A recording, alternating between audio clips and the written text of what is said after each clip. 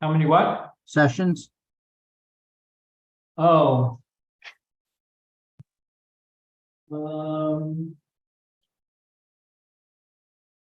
It was a lot. It was about 10. Yeah.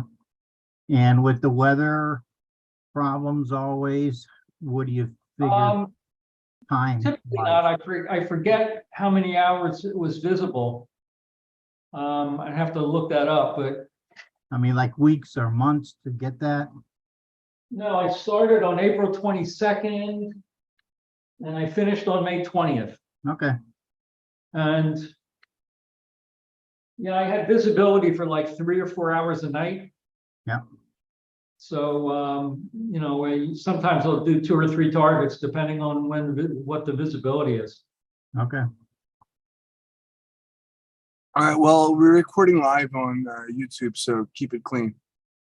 And I suppose if you want to start, Dan, Yeah, how do I share? oh, hold on. Give me a moment. Yeah, you have to give me sharing rights. Okay, you should be able to share now. Okay. Can you see me? I can see, I don't see the shared image. Oh, do I have to do something to share my screen?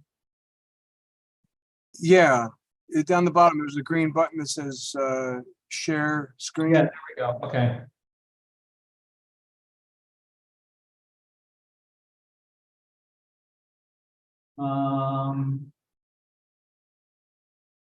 That's the new one. Wow. Can you see that? Can you see the color? Yeah, that's Yes. beautiful, dude. So which one do you like better?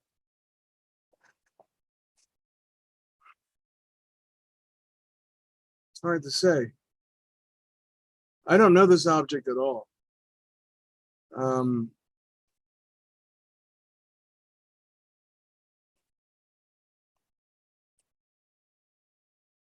Anybody have an opinion? The one on the right, I think, looks a little more realistic. That's not to say that I like it better. But it's really punchy, the one on the left. A lot of contrast. Yeah, I think it was too much. Yeah. Yeah, because you can see how the highlights are just, and the reds are just. What did you use to stretch? What did I what? What did you use to stretch? How did you stretch your data? Well, we'll look at the histogram transformation for, to go from linear to nonlinear, but most of the work is in curves. Okay.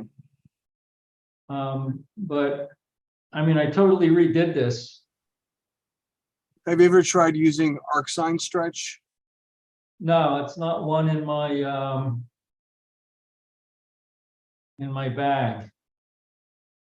But on the H alpha is a hard color to get. Well, do me a favor. Do you have PixInsight? Yeah. Open it up, and open up a raw. Oh, this is the yeah, I still have it open because I just finished working Okay. on it. Open up the unprocessed one, a raw one, A what? a raw image. Open up the same image, but before it's processed. You know Well, this, a stacked one. oh, it's yeah, this is stacked. This is 03. A stacked and then debayered. What you want them? I want them combined. Oh, well, yeah, I don't debear because it's mono. Oh, that's right. Ah, do you have them combined already? Yeah. Before they're stretched, or how do you stretch them? Yeah. I can show you. Because if you do it before you stretch, Here, this is workflow. Can you see that? yeah. So this is unstretched. Okay. This is right out of WBPP. Okay, so now what you want to do is, And there's a screen stretch. rather And- than doing that, use arc-sign stretch. Go to processes and go down to image intensity transformation. Yeah, no, I got There you it. go. Okay, yeah. All right, hit the preview button. Wait, let me make a clone before I mess anything up. Yeah. Good idea. You know what? You could right click on top of the clone and send it to right click on the top on the blue space on the top, and then send it to workspace 2 or 3. Send it to workspace 3. Okay, you see it there? And now bring arc sign stretch over there. All right, you can open it up. Well, there's a lot I do to it before I would stretch it. Yeah, I understand, but I want to show you how this stretches.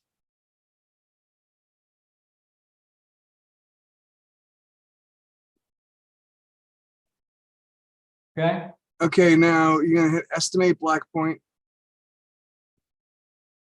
Um, Okay, now you see the bar there that's halfway across. Bring it down to the left. Go a little more to the right. oh, so you want to do it just until that stuff disappears? Yeah, just yeah, that's good enough. Okay, and Well, now the stretch factor on the top. Yeah. Now this is just to show you how it will stretch. You move it all the way to the right. Now I normally wouldn't do this. I would do it incrementally. But once you finish processing whatever you're going to do here while it's linear, this will help you with the H alpha. So what I would do first is the stretch factor you have now is 1.14. Maybe I would move it to like 1.3. I don't know. Yeah, see, but you don't introduce the H alpha until way later. What I'm saying is when before you're ready to go to, you know, you're still in linear mode. When you're ready to leave linear mode. Yeah, so if you look at the workflow here, I color calibrate, I do a Yes. blur, Yeah, exterminator, all noise that. exterminator. I'm Yeah. saying that this is try it next time if you want. The arc sign stretch should be the last process you should use in linear mode before you stretch it. Okay, yeah, that's the step right here. That's the histogram transformation that I'm using. Right. Now, So- all your data is, did you combine everything? You know, all your channels, you have RGB and then you have your H alpha already combined in there, correct? Well, this one is a little bit complicated, because first thing I put the loom in, that's this step here after, this is the first thing after stretching. Right. And then I take the stars out, and then there's a pixel math expression to add HA and O3, and it's done at the same time. Okay, I see. All right. You know, I've never processed mono images. I'm just going off of OSCs, you know, but the ArcSem stretch really helps rather than a histogram transformation, and especially with H alpha content. Yeah, but there, when you do, right after you go from linear to nonlinear, there's no H alpha there at all. That doesn't get introduced until later. Why don't you put that in while it's linear? I mean, I don't understand. I don't know anything about this type of process. Why don't you put it in? I can't tell you technically.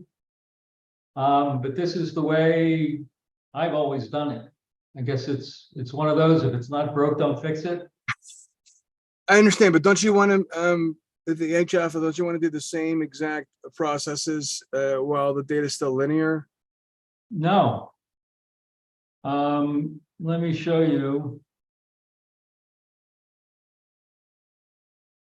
Uh, The blur and the noise exterminator, you don't want to do that on H alpha? you do. Well, okay, I see what you're saying. So individually, I process the RGB, I process the loom separately, I process O3 separately, I process, if I have S2, that's separate. So everything is done separately, and then everything is stretched individually. Okay, and then you combine them.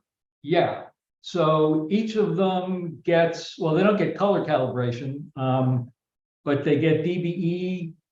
In fact, the DBE was done before this step because it's not here, but DBE Right. gets done. You do the blur, you do the noise, I stretch Right. it, and after I stretch it, then I combine it. So this, your workflow here doesn't have, I see now why you have a spreadsheet that doesn't have everything exactly in order. No, it does. It's exactly in order. But where's the H alpha data? The H alpha data, let me go back to, See, how do I follow that? I mean, yeah, well, it's easy to follow.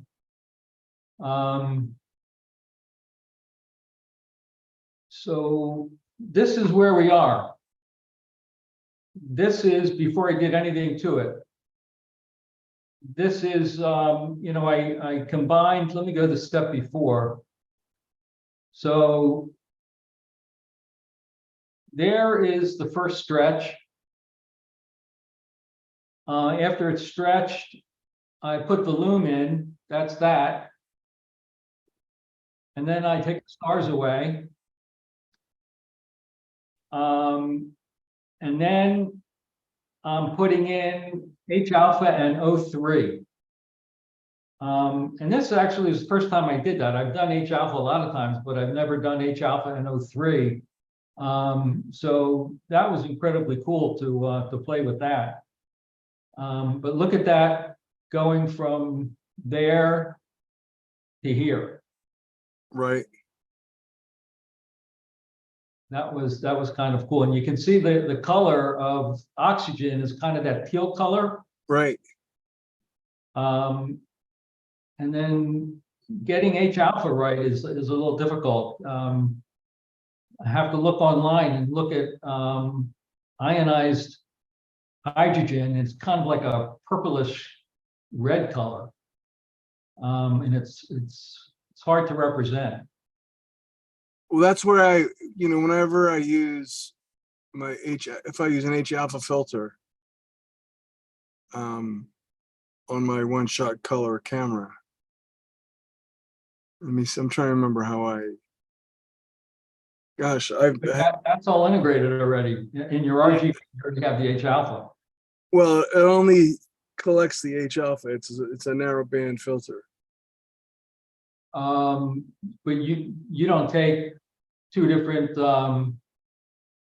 you take two subs and you put them together? Yeah, you have to combine them. It's been a while. I'm trying to remember now. It's the last time I did that was on was on the Flame Nebula in Orion, and I'm trying to remember I don't remember the workflow. I have to find all that and go through it.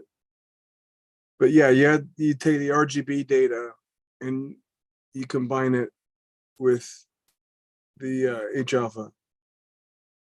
Yeah, no, this, I have all those parallel paths and then I bring it together right in that pixel math step.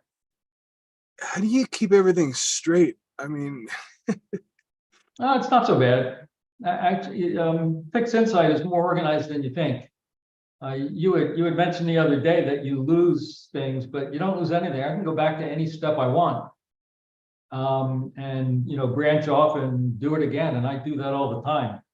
You go down a rabbit hole and then you get somewhere where it doesn't work and you got to go back and figure out what you did wrong. that's the difference between PixInsight and Photoshop. I mean, PixInsight is a destructive process, which is why No, you had to, not. which It's is not why, destructive well, at this is all. why you had to clone your image. Because you don't want to do anything to it. It's compared to Photoshop where you're putting layers. So I've never done Photoshop. I don't know. yeah, Photoshop, you use layers rather than, the way PixInsight works.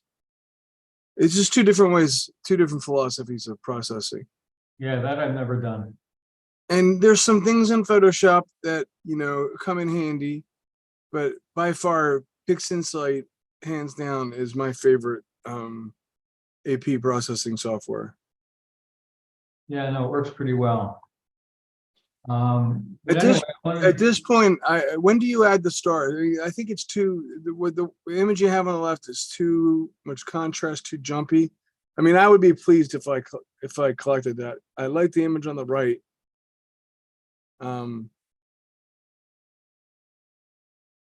What is the name of this nebula again? this is the dragon's egg.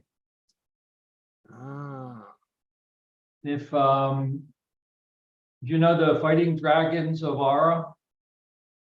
Do you know that nebula? I mean, it's in the southern hemisphere, so a lot of people don't know it. no. But way down in the corner, there's an egg. Well, this thing. This is a bipolar nebula. This thing is symmetrical, and so that makes it bipolar. I've got medicine for that. Yeah. Yeah, I'm thrilled that you have an opportunity to image with your equipment in the southern hemisphere. I mean, it must cost you a fortune to do all that.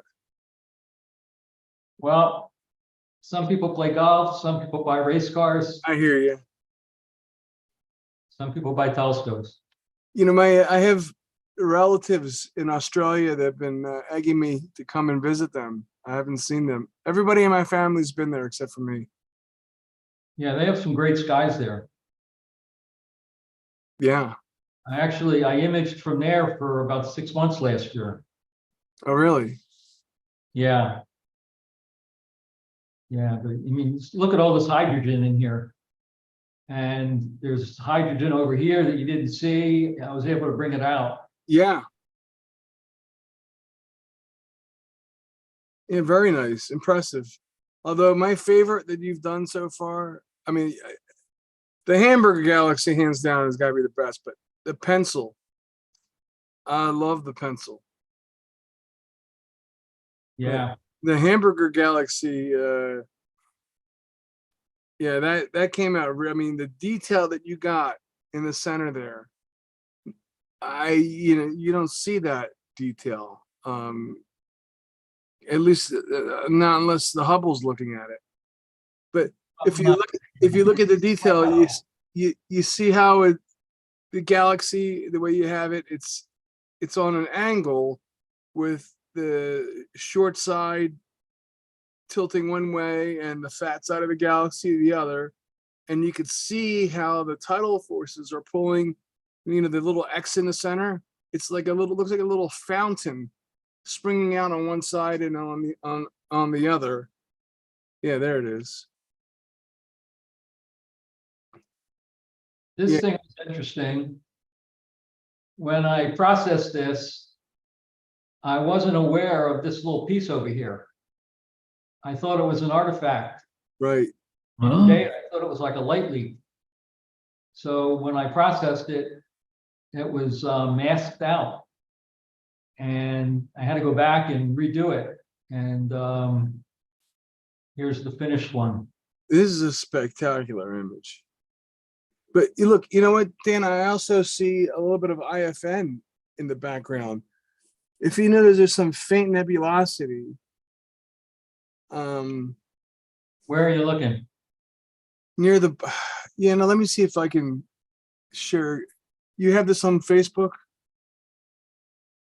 Let me, No, I don't think so. then you put it on Facebook? Isn't that where I commented? It might be in the astrophotography group, yeah.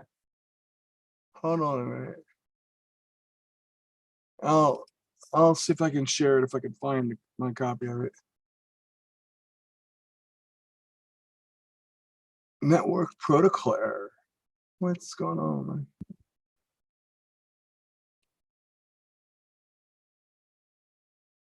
Let's see.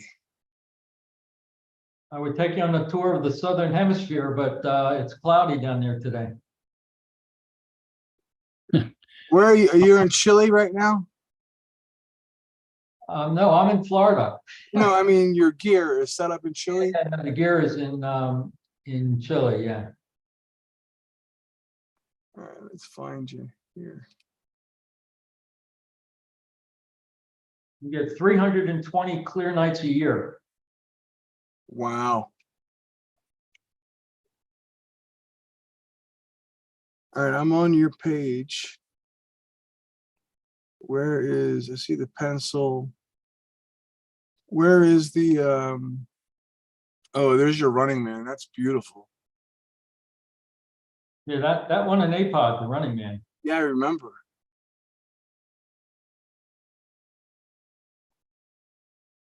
All right, I'm trying to see where you're, I'm trying to find this image on your page. I don't see it.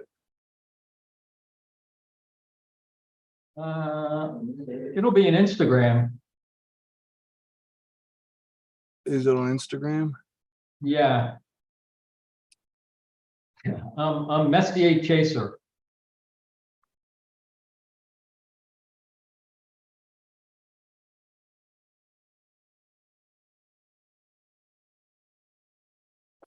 I don't have my credentials. Well, I can, Can you send me the copy of the picture? you can share my screen, right? You can drive. The problem is I can't show the mouse. I want to show the mouse, and I want to show you things. Well, tell me where to point. It's a lot easier than. Here we go. Hold on a minute. Every picture you have is here except for that one. I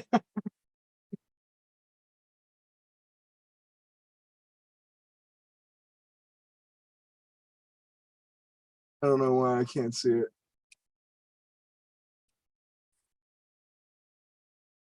Anyway, does anybody else have anything they want to talk about or show?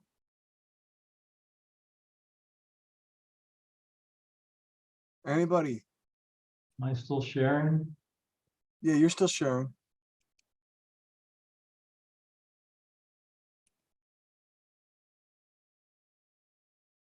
Nobody. Come on, people. Prasad, have you taken any more solar shots?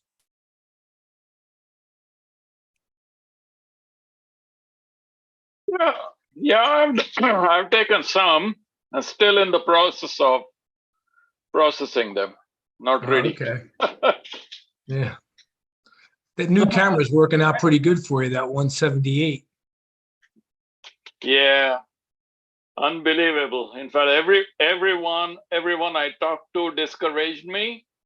Said, don't even touch it with a barge pole. That's what they were saying, but I still went ahead. You know, I got a good deal. Yeah, you were saying. That was the one the guy loaned you the camera just Yeah. to try it. And if you liked it, you bought it. And if not, you send it back. Yeah. Yeah, Quite a that's deal. exactly the. That's hard to argue with. Yeah. All right, can you guys see my screen? Of Dan's image?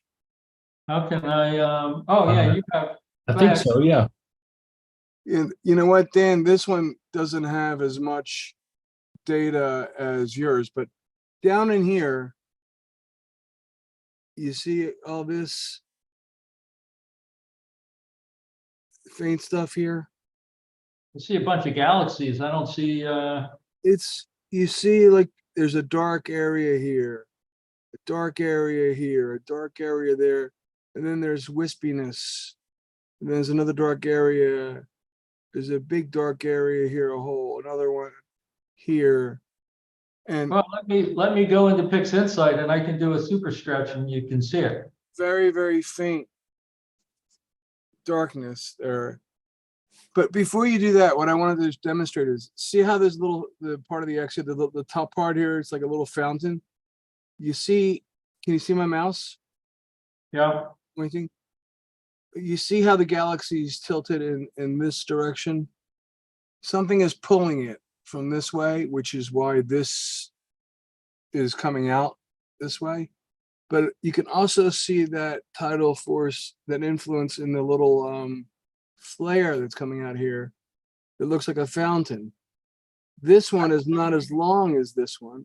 if you look at that, it's actually an X. Yeah, it's an X. It comes out like this.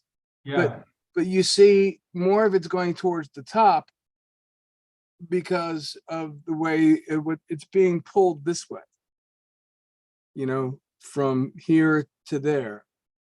And you could see that because this is a little bit higher than this and shorter. So all this is being influenced toward this direction. So if that force wasn't there, this galaxy would be flat, and you know, it wouldn't be wider on this side, and this would equal this, and you would see more of the X on the bottom than you do on the top. Now, that also, you know, how we're looking at it, you know, whatever plane we're looking at, it has something to do with it as well. It could be hidden by, you know, some of that gas.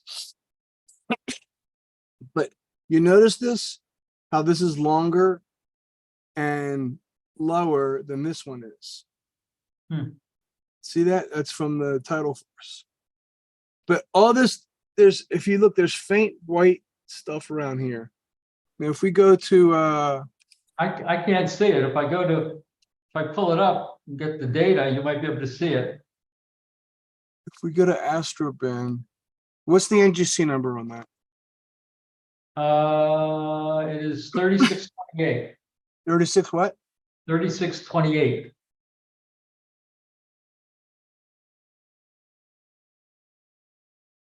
Let's see if we can find a good one here.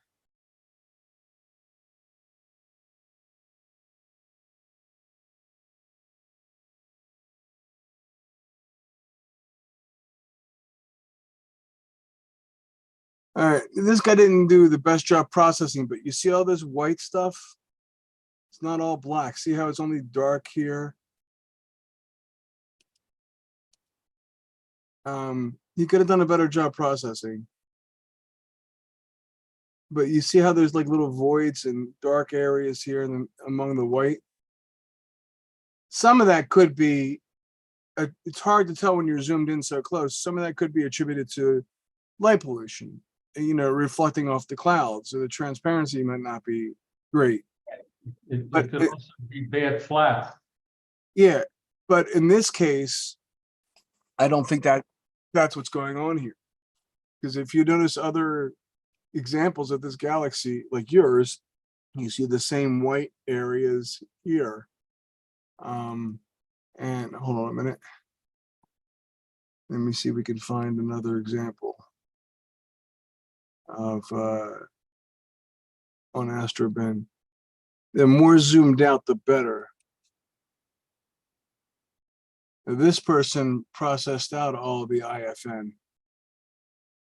And that little tail as well. But it's hard to tell when you're zoomed in so close, but the integrated flux nebula sometimes can interfere with how you're processing it, unless you know, if you're aware of it and know exactly where it is, you can try to bring it out. Well, I can go look at the data and you can see if it's there. Yeah, this has it. Look, see all this stuff here? See how yeah, put it up on the screen. What? Put it up on the screen if you can super stretch, and we'll see if it's there. But this guy also has He demonstrates it here. How do I get out of here? What do you mean? You can just share your screen. Go to the bottom.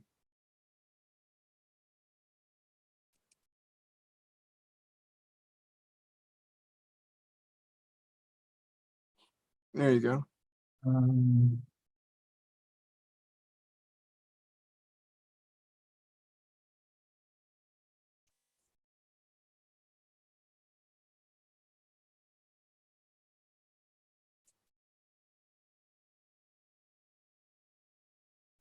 I like how you save everything as projects. Very smart.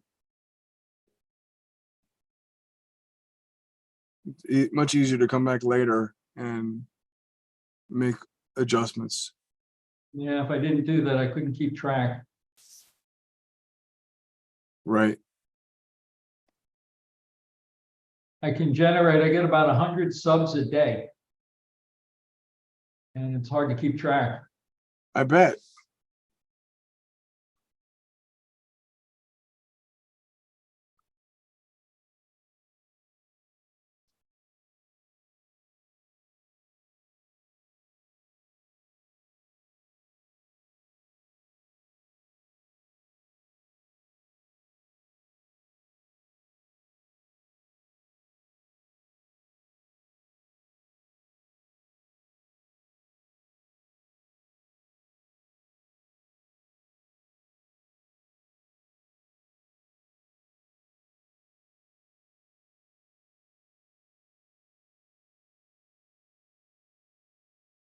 And there you go. You could see some of the IFN in your pictures, in your data.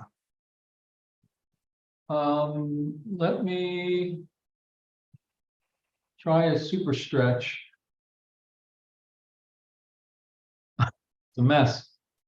Well, yeah, it is a mess, but there's IFN in there. I mean, you're seeing a lot of other things in there besides that. You know, all those straight lines is the electronics in your camera. You know, Yeah, but you see the white stuff. well, I think you're talking about this stuff.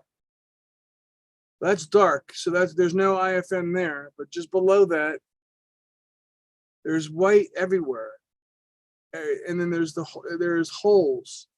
Let's try a regular stretch. So okay, look, if you look at the galaxy, and then go down there's 3 stars on the bottom left there. Over here? Go up a little higher. That's to the right. There's a star, just to the right, to the right of your cursor. Yeah, right There's here. one. There's one. Now surrounding that star is a dark area. Yep. Now, if you go down to the left, right up, you went past it. Up, there's another star right there in between the two. There's a dark area there, and then there's another dark area there. Exactly. Yeah. All right. So if you collect more data, you'll be able to bring that out some more. And without the camera noise in the background. That is if you want to do that. That'll mean like hours and hours of exposure. Let's look at, okay, this is the loon. Yeah, there you go. You can see it's more obvious there. Yeah, you're talking about this stuff. Well, the dark stuff is the Oh, whole the areas around that, yeah. Yeah, that's the integrated flux nebula, or that's the theory of what it could be. There you go.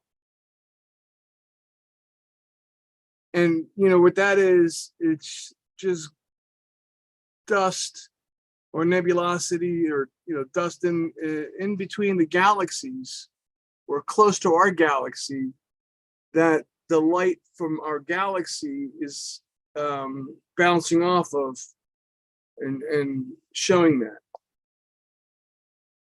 So that's interstellar dust, intergalactic dust, I guess. I didn't know that. It's more evident towards the north. For example, there's a lot of IFN if you look at M81 and M82. They'll give you a good example. Look at all the galaxies there. Crazy, isn't it? I mean, this is a part of the sky where there is you're looking right into the, the galaxy part of the sky. It's galaxy season, baby.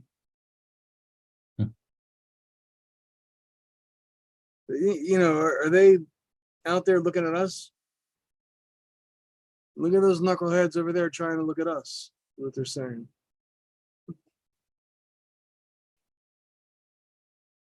Yeah, anyway, it's pretty amazing stuff there.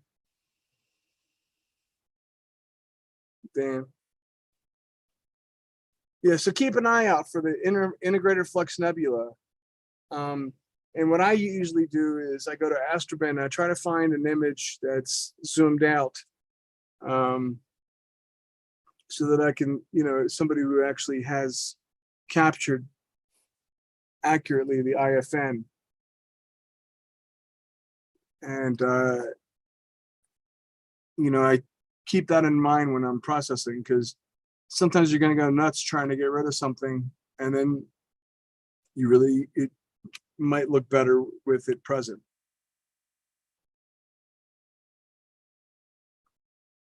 Let me see M81, a picture of M81, M82. Here we go.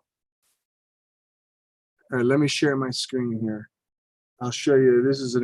This guy did a good job here.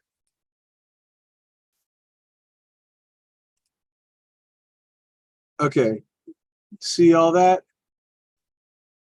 I don't see your screen. Okay, how's that? Yeah, that's good. You see Bode's nebula, Bode's galaxy here, Yeah. and then the Cigar galaxy there, and then you see all this stuff here. That's integrated flux nebula. How do I make this smaller?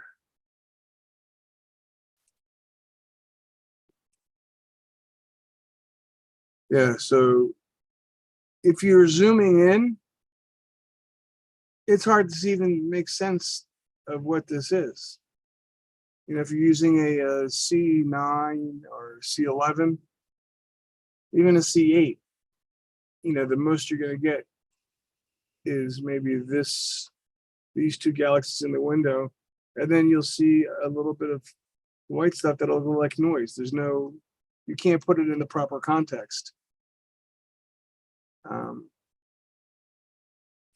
Let's see, somebody else has another view. There's a better view of it there.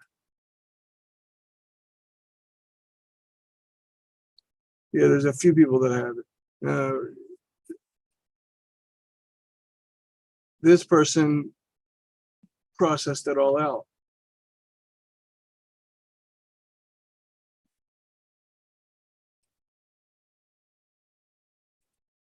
And you need a lot of data to catch IFN. Here's another good example. On a longer focal length. So you might want to keep that in mind when you're looking at that, especially wider angle images. You can find some of the IFN around the Pleiades. Now the Pleiades itself is nebulosity around the star cluster that's localized to the star cluster. But around it, there's other nebulosity. Who knows if it's IFN, if it's where, how are you going to tell where it came from? But you want to make sure you don't destroy the data that you could use. Let's see what this guy's doing here. Hey, that software look familiar? Oh, No, What is that? that's a PhD too. Ah,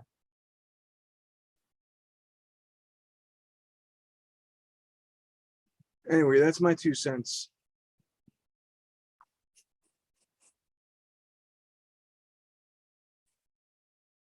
All right, so actually I came in and stole this meeting. Me and Dan like took all the time. So who, I want to turn this over to anybody who has any questions or curious about something or is looking for you want an idea for a target. What's in the sky tonight, or what's a good summer object? So hi, I have a question. We're brand new to astrophotography. What software would you guys recommend for a beginner? My son's 13, but he's very tech savvy, so I'm not worried about the learning curve. Is it better for him to learn something more complex now? What's going to serve us well over time? I don't want to start a war either, because I know you were talking about Photoshop and No. This is a loaded question. sorry. Yeah, I mean, if you have a Windows computer, Mhm. I would stick with what you have already. There's a lot of software available for Windows. Now, look, you're going to need two different types of software: image acquisition software and processing software. With processing software, you don't necessarily need a Windows computer, but if that's what you already have, it's fine, provided that you have enough memory and enough, fast enough PC. But for collecting data, an old Celeron processor, 2 or 4 core machine should suffice. Now, some people use ASI Air, which is a closed system, and you'd have to buy all their products to maximize how well that works. And some people swear by it. That's an entire it's a whole ecosystem in and of itself. It's not you're not as flexible as you are with Windows, but it's maybe easier. Some people would argue that it's easier. There's a lot of free stuff available for Windows. So my personal opinion would be, if you're starting this out from scratch and you don't want to spend a lot of money, go with the free stuff. some of the What best programs are free. Yeah. Any Acquisition- recommendations on specific? Yeah, for example, first of all, what kind of camera do you have? We're going to be using a Nikon DSLR camera. Okay, Um, Nikons are fine. They have a pretty good noise profile. Most of the software is developed for Nikon and Canon. They favor actually Canon more, but Nikon will work. One limitation with Nikon cameras is that if you're using software, there's one called Backyard EOS or Backyard Nikon, where you connect your Nikon directly to the PC with a USB cable, mhm. and this software allows you to control your camera from the computer, which is fantastic, because now you have your whole computer screen when you're trying to focus, instead of looking on the back of this tiny little window. Right. And anyway, that the disadvantage to the Nikon in that case is it's not so good for planetary imaging using that software, just because of the way they compress their data when you're collecting. You have to collect movie data when you're doing the moon or Mars or Saturn. But for deep sky objects, it's just fine. Now, were you planning on using a kit lens or do you have a telescope in mind? We're using a telescope. We just got something. We were looking at different ones. We got a Celestron. What is it? Next Star. We got the 4 just to try this to see. He Okay. has a. We're not. It's going to be. I think we're going to start out with planets, moon. And the moon. That's Right. the first goal is to just start with the moon. It's very important now. The telescope and the camera have to be sized correctly. You have to know what the pixel pitch is of your camera versus the focal length of the telescope, so that you're not oversampling or undersampling your data. Okay. Because if you're Basically, though, yeah, if you're but with the moon and planets, just getting back to the software question, there's there's some very good free processing software. One is called Auto Stackert, right, which is like Auto Stackert, and that's good. With those moon and planets, you're not taking single frames. Usually, you're taking, in essence, movies. but you're not gonna be able to do that with a Nikon. Right. I mean, what would be ideal for that, instead of trying to use the Nikon's good for if you want to use it for like just as it is, for like constellations or wide field, semi-wide field, deep, we'll call it sky pictures. Mhm. With the moon and planets, you're a little better off getting a dedicated kind of planetary camera, and they run in the a color camera can be about 250. Good black and white might be, closer to 350 to 5. But for the moon, the black and whites, well, if you're going to do planets, the color camera is the way to go anyway. Mhm. So they're about 250, and ZWO makes some really nice cameras. And what basically you do when you're taking a picture of a planet, you're really taking a movie. You're taking a bunch of frames, a bunch of individual frames, maybe thousands. Mhm. And this free software will stack all those into one image. So you have one stacked image of those, say you shot, 5,000, and you can tell it, only give me, if I've shot 5,000 frames and say it took 30 seconds to capture that, only give me the best 10% or so.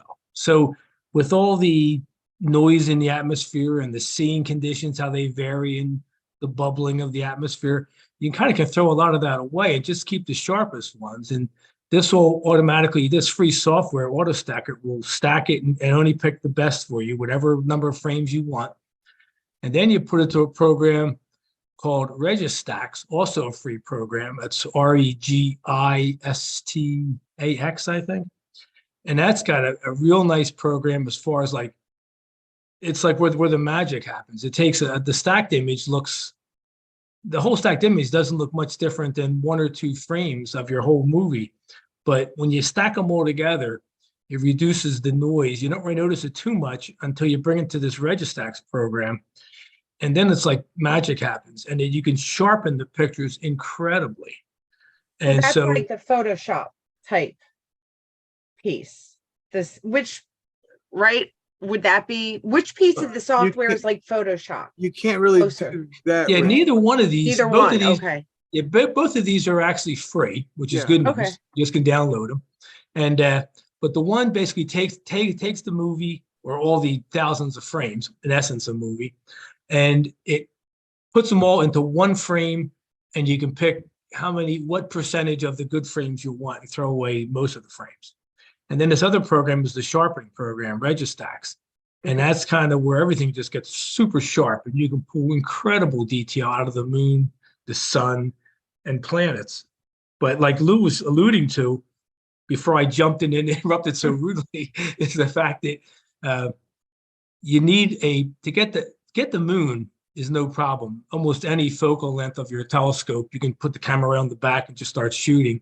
Mhm. You'll get some pretty good pictures, but the planets are really small. The moon's about 30 minutes of arc across as far as, size of it. And that's like 1,800 seconds of work. And these planets Even Jupiter, it's really big, is only about 45 seconds. So it's way, way smaller than the moon. So you need really high magnification. Things like Saturn are even smaller. Mars is quite a bit smaller and only comes around good every 26 months or so. But but Jupiter and Saturn, you get some really nice pictures if you can get a long focal length, which means basically with that telescope you'd probably throw a Barlow type lens in it, which is just a magnifier. They come in like 2 or 3x, they're called. And it basically doubles or triples the focal length of your 4-inch telescope, and so it makes it much longer. If the focus now is at probably an f10, I guess, so that's 100, it's probably about 1,000 millimeters or so, I would guess. And I'm not familiar with exactly that scope, but put a Barlow in, it could be 2,000 or maybe 3,000 millimeters. And that gives you quite a bit bigger image. So more of the image hits more pixels. And then you can process and get more and pull more information out. But the moon is with a telescope, the moon's where you want to start because it's the easiest. And even with your Nikon, without doing even a lot of fancy, processing, you can just take plain single shots of the moon and get some results. Now, if you're doing that, what I would suggest, because those 35 millimeters, those DSLRs, the mirror flaps up and all, and that actually causes a vibration. And it may not be that noticeable, but what you can do is they used to call the hat trick method. So you want to, if you slow your ISO down, so you have to take an image of the moon that's maybe a quarter of a second. Now that gives you a lot of atmosphere noise, but if you do that and you actually put your shutter speed on your camera to like 2 or 3 seconds, so it's open for a bit, you put your camera on timer so you're not touching it, or also have a cable release of some sort so you're not touching the telescope and camera to make it vibrate. You put it on timer, it'll fire off, the mirror flaps up. Now the whole thing is vibrating, but your exposure, you're open for like 3 seconds. What you do at the front of the telescope tube, you get like a black piece of cardboard and you don't touch the end of the tube, you just kind of hold it in front. Right. So You there's block no light it. coming in. Yeah, so no light, Okay. block light's coming Right. in. After Okay. like a second and a half or so, just move your hand down and back up quickly, in about a quarter of a second. And then your shutter will close and you'll have a zero vibration type of capture with a single frame. Now, it's a long exposure and it's just one, because it's like a quarter of a second. So you're going to get some atmosphere stuff, but you'll get a decent shot of the moon, much better than you'd get if you try to, hook up an iPhone behind it or something and take a picture through the eyepiece. Well, Tom, let me jump in there. There's a software called Backyard Nikon where you actually can lock your mirror up. So yeah, even the shutter though causes even the shutter opening is I always put mine in lock up too if I'm doing that, but right. But anything, if you're magnifying it, you're magnifying it. That's the problem. Well, yeah. So Yeah, that's it's exactly what's happening. You're magnifying the error as well. yeah. As But that's a good place to start. And that's what I would do first before I spend any money. I would do that, and you could take that image and actually you could gently in that Registax program. Very gently now. You only have one frame, but there's a thing in there you process. It's called wavelets, and you could sharpen the image just a hair, or bring it into Photoshop or something like that, or like Adobe. Have the I don't use Photoshop much. I use Lightroom. Yeah, and with that you can do very small sharpening, but still get a better image, and you can play with the contrast.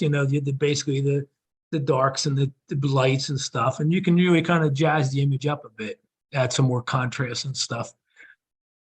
But ultimately, to get these super, sharp moon and planetary shots, you're going to have to get a dedicated camera, I think, to get the kind of results that you may be hoping for. So I'm looking at Amazon right now. So there's a ZWO 6.4 megapixel color astronomy camera, USB 3. Is that something like that? It's $297. Is that something? What is the model number? yeah, Hold on, I don't have my good glasses. I wouldn't It's try it. ASI, I wouldn't, ASI 178 MC. okay, 178 MC. let's look at, I Now, wouldn't buy the Prasad, who's on Amazon this one. call, has a 178 which is the monochrome version. And some people have complained about some banding, some noise with it, but he's having very good success photographing the sun with it. But it's something like that. I use for the planets, and you can use it on the moon too. It's a pretty small chip, just like that one probably, but this is actually might be smaller. I use a 462. It's the ASI 462, and you can actually go on the ZWO site, or you can try, like, there's several reputable type companies. OPT is one. Agena Astro is one. Agena Astro. And they sell all the ZWO cameras, but I like the 462 for the planets. I've had good success with that, and that was about 249, I think. That's a real nice camera, and you can Yeah. use that on the moon. Now, it's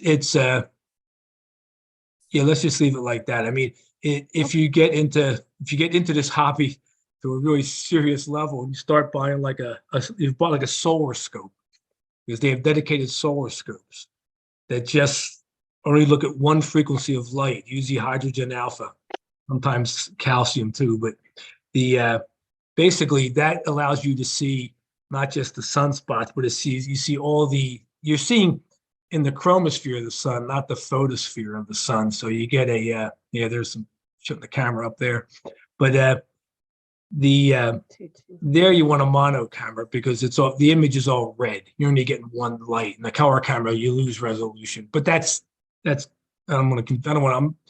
I'm probably muddying the waters a lot here with that. So, but you can use the color camera on the moon and get good results too. Mhm. And it's got pretty small pixel size, the 462. I think it's like, anyway, it's just small. And small means that, but it's only a 2 meg camera, but that's fine. Actually, when I'm shooting the planets, I don't use all 2 megs anyway. Usually I scale that way down, and I'm only using a very small portion of the chip. Because as Why you learn, is that? well, because what you can do, because I'm looking at the planet's very small. So if I have the whole frame there, you get the software can only transfer on USB 3 only so many frames per second. So Okay. maybe you can do 60 frames per second. But if I pick a small portion of the frame, just big enough to cover like Jupiter, say, and its moons, or Saturn, I can go in. I can by taking a small thing, my frame rate goes from maybe 60, maybe 200 frames per second. And what that means is, if the atmosphere, if you look through a telescope and you took your sun scope out and look at the moon even tonight, and put about 200 power on, or 100, well, it's 4H, maybe about 120 power, and you'll notice there's a little bit of boiling, especially around the edge or something. You'll notice it's kind of like a ripple. And that's all in the atmosphere usually, unless you're looking over somebody's roof or a hot driveway or something. You kind of avoid those things. But that little bit of ripple. But there's moments. It's called moments of clear seeing. And what it means is, if you were visually looking at like Jupiter, say, through the telescope, and you just take a quick look, okay, look, there's the moons. Okay, I'm all done. You're not going to really notice this. But if you look closely, and if you're looking at, like, there's a picture of Mars he's putting up. If you look closely, in fact, and this is a good video because you can see it gets sharp and less sharp. That's because at different times he's photographing, the atmosphere is noisier or less noisy. And that's what you'll notice. So if you're shooting 2,000 frames a second, because the idea is when you're putting all these things together, you're stacking it, you want to get the best images. When you bring that stacked image into Registax, the sharpening program, it's always good to have at least 300 sharp frames, if not 500 or 1,000, even 2,000, which means to get 2,000, that's a lot of frames. But if you're shooting at 200 frames per second, that's 10 seconds. And if the moment of really clear seeing only lasts a quarter of a second, if you're shooting at 200 frames a second, you still got 50 good frames in that time period. In that quarter of a second, 50 good frames. If you're shooting much slower, maybe you got 4 or 3. Right. So it's that kind of thing. And some things like Jupiter rotates so quick you really can't take that movie, we'll call it, for more than about 45 seconds before you should stop it, because the planet's rotating, and the rotation of the planet's going to give you some issues. It'll cause you less sharpness, you know, so you want to Mhm. limit it down. There's a lot of little small subtleties here, but there is some, we did a seminar, I'll call it a seminar. That's kind of an overstatement. We did a clinic on astrophotography at Ed Radner a couple of months back, I guess. John, you were there, right? It was I about 2 dropped the months back, 3 slide months. links. I dropped the links for your slides in the. Okay, yeah, there's some slides in there and different things, and that's on the right hand side. If you look in the chat of this, if you look the chat part of the Zoom, John dropped in the links to where he put it in for Auto Stacker, and he put in for Registax as far as like where to download from. But he also is that top one the link to where the Yeah, you go to dvaa.org, like the Yeah. main website, and you have to log in with your member login. And then it's documents, presentations, astrophotography clinic. Yeah. So if you Excellent. look Thank there, you. we actually we have the slides. It's not a video of the things, but it has a lot of information in there anyway that you'll find to kind of help you get rolling a bit. But it's it takes it's a few steps to get there, Mhm.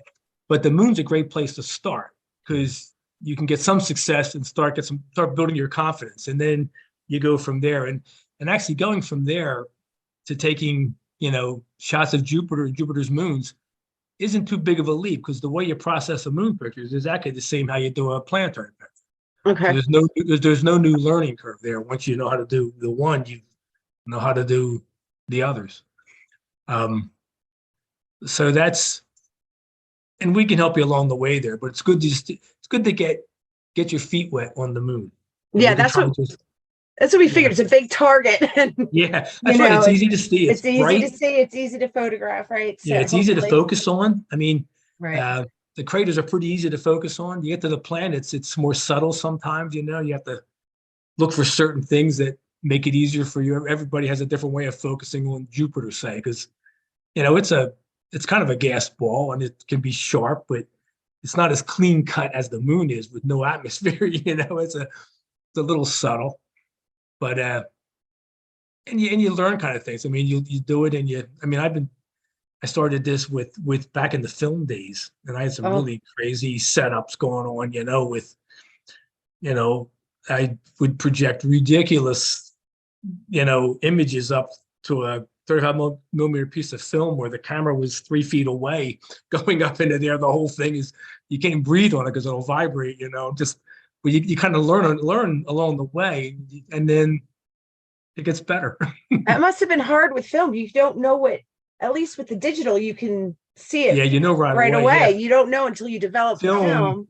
Film's What pretty, what yeah, you that was got. pretty horrific. Yeah, if you could overexpose it, underexpose it, it's blurry, it's not. You could walk away, great big smile on your face, saying, "Wow, that was a great night. I got some great shots." And next day you process them, they're all underexposed, or also all just overexposed, so everything's washed out. But hey, what Lou is showing there, some of the ZWO cameras come with this fisheye lens. This is a lot of fun, and Oh, cool. the 462 does too. And I've done this. I had the fisheye lens. It comes with the camera, and I never did anything with it. And then Lou one day takes this video, and I see this video, and I go, "Wow, that is pretty cool." So then I went that same night. I went outside, stuck my little planetary camera. It has a little screw in it that you can put on a regular tripod. I just stuck it outside, hooked to my laptop, and just took like an image I took like a I don't know, maybe I don't know, 20-second exposure every minute or something for a while. And I created a movie just like Lou did here. And it's kind of fun stuff to do. And you'll pick up a lot more stars than you can see with the naked eye, just because the cameras are so sensitive. You're taking, you know, a bit of an exposure. And that just kind of comes with it as kind of a freebie. That's so And- cool. Very cool. Yeah. And that really doesn't take any much processing at all, you know, very And- limited. How much memory would that take up? Like, about if you took 20 seconds every minute to do something like that. Well, the thing is, if you take a 20-second exposure and your camera is a 2 MB camera, when you transfer it, that one frame is only 2 MB. So, but depending on how many frames you want to put together, each one's 2, but you know, you can get, you know, almost 500 frames in for 1 gig. So it's pretty economical. When you're doing planets, see, that's another thing too. That's another reason, besides like why I zoom in on like a planet, or even sometimes I'm doing the moon or something. I just want one particular crater in particular. I'll crop it down because I get more frames per second, but also smaller file size. If Right. you're shooting, Yeah. you're shooting 200 frames. If you're shooting, say, even at the regular speed, maybe like 60 frames per second, and it's 2 megs each. Well, in 1 second, you are about an eighth of a gig per second. So things are happening pretty quick for you. And if you do a bunch of pictures that night, I can grind through, if I'm doing solar stuff, I can grind through a couple hundred gigs at a blink of an eye. I gotta be careful. You're I gotta gonna keep use an up eye on it. a lot of drive space. But I Yeah, found that- drives at Costco for 8 terabytes for $99. Basically, it's good if your computer has at least 500 gigs. If you got one that's larger, that's great. Mine's only 1,000 gigs, which is kind of like in between for my laptop. But I will, if there's files I want that are besides the final pictures, if I want to keep some of the raw data, I will move it off to a separate drive. It's like Lou was saying, you can buy just a separate hard drive. It's not bad to have one just to back up your laptop anyway. Yeah. Every few months, you know. Yeah, but I think we have games and stuff on our laptops, so that takes up a lot of the memory we already have. So it's probably good to have an external. Oh, for Yeah, sure. Yeah, okay. You have to watch though with the how fast the external can take the data in too, because that could become the bottleneck, versus the frames per second coming off the camera. Right. And the transfer rate with the USB 3, it might get slower if you're going directly to a external drive, depending on the external drive. I assume we want like an SSD. Yeah. We'd have to do that. Okay. Well, yeah, the ones I got from Costco were the old-fashioned hard drives, USB 3. They transfer data at a pretty good clip.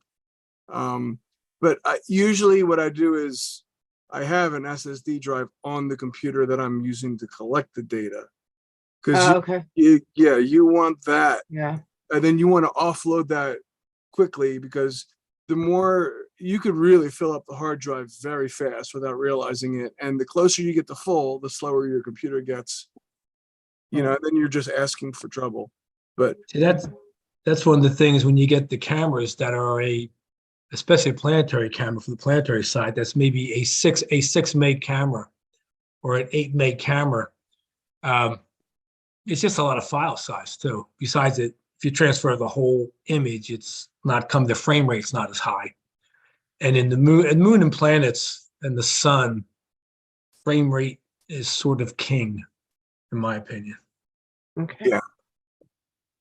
Okay. We have a good list. So we have one more question. I'm sorry for tracking on. He will not. He's on here, but he won't talk.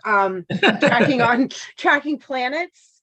you don't We need to track if we're taking the planets. If we're trying to take pictures of those. Well, does the telescope have any kind of tracking at all right now? It has the wedge for the base, right? It's one of the ones that you have the controller. Okay. It's like the Celestron controller. We haven't got it. Comes tomorrow, we've ordered it. And it comes tomorrow. Well, it'll have it. That means basically it has the equivalent of like a clock drive. So it will track. Mm-hmm. You have to kind of, depending on if it has a wedge, and it probably is, it's called an equatorial mount, which means basically one of the axes is pointing towards, you aim it towards like the North Celestial Pole, basically Polaris for practical purposes. That's within a degree of the pole. And it basically, it just spins around once a day, which matches the Earth's rotation. So it'll follow it. Now, you're not going to be perfectly aimed north and things like this. So it'll slowly drift, but that's not a problem. If you turn the clock drive off completely and just had the image, it's like you notice if you get that telescope tomorrow and you put a 20 power or 50 power type eyepiece and look at the moon, you'll notice it's slowly drifting. You put a 200 power on that scope, you're going to see the moon go across that field of view a lot quicker. Right. So that's the thing. That could be, I mean, I have, just for experimenting to see how this stacking works, I've had turned the clock drive off, picture of, say, the moon, and just let it, I start it, and I just, I have it, I don't have any Barlows or anything. I just plugged it right into the scope and let it drift for like 10 seconds and take maybe a couple hundred frames. And the stacking software works pretty well.